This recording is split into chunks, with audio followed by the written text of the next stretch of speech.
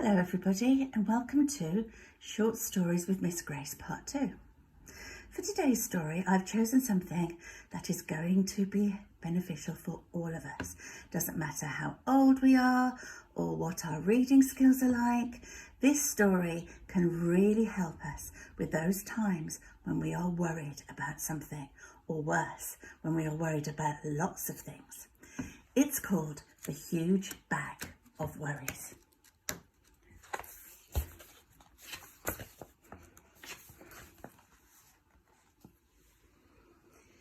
Jenny had always been happy. She had a lovely mum and dad, she had a great brother, well, most of the time. She had a best friend at school and she liked her teacher. And then, of course, there was Loftus. But recently, she'd been getting gloomier and gloomier. It wasn't just one thing, it was everything. She worried that she was getting too fat. She worried that Loftus had fleas. She worried that her best friend was going away. She worried that she was getting bad marks at school and she thought she heard somebody whispering about her in the playground. She worried when her mum and dad had an argument. And she even worried about wars and bombs and pandemics until one day she woke up to find a huge bag of worries. That bag followed her everywhere.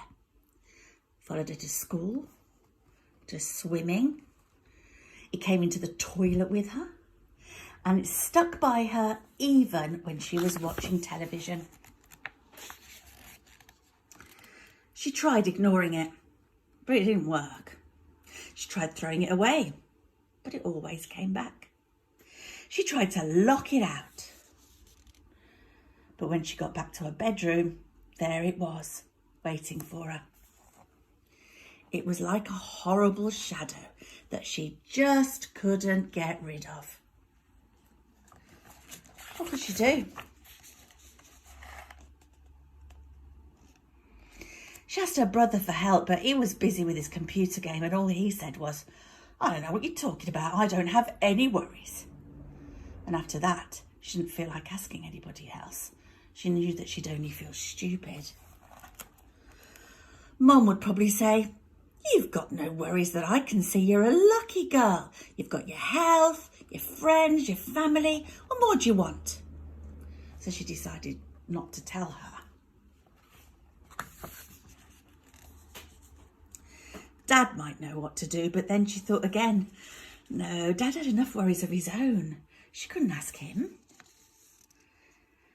Every day, things got worse. The bag got bigger and bigger and bigger. She couldn't sleep because it kept tossing and turning beside her all night. To make matters worse, that bag dragged around her feet so much when she was walking to school that she was late, and then the teacher was cross. Jenny couldn't tell her what happened, and anyway, she knew what she'd say. "You've got too many worries, so in future, leave that bag at home." When Jenny told her best friend about the bag, she suggested that Jenny lock it up in a cupboard and try not to think about it. "That's what I'd do," she said. But it just didn't work. Even Loftus couldn't help. He tried his best. He barked like mad. But that bag stood its ground. One morning, Jenny woke up, got dressed and walked down the road. She'd had enough.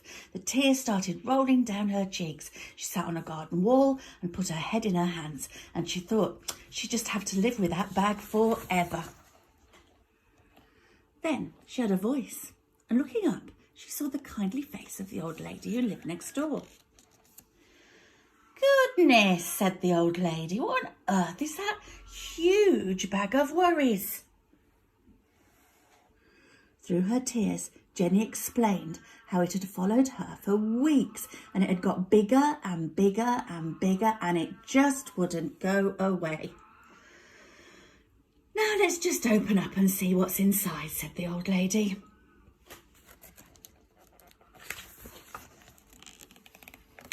But Jenny said that she couldn't, because if she opened that bag, the worries might jump out, and then who knew what might happen then? Nonsense, said the old lady firmly. There's nothing to worry about. There's nothing worry hates more than being seen. If you have any worries, however small, the secret is to let them out slowly, one by one, and show them to somebody else, and then they'll soon go away. So Jenny opened the bag.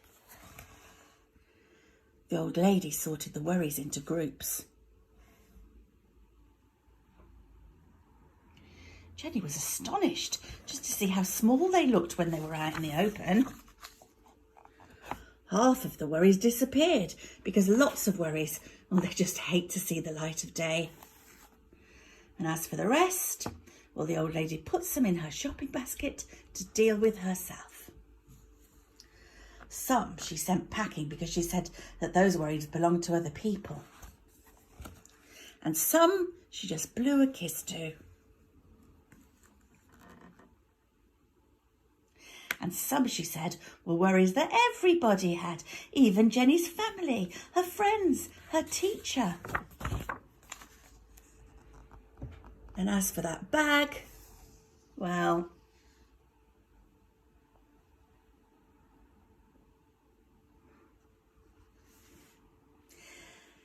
have you got any worries that you're carrying around with you? Why don't you try unpacking them and seeing if you can sort them? There's always somebody who will listen to your worries and who will help you to deal with them.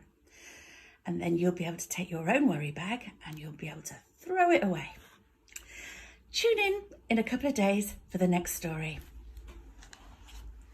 Bye-bye.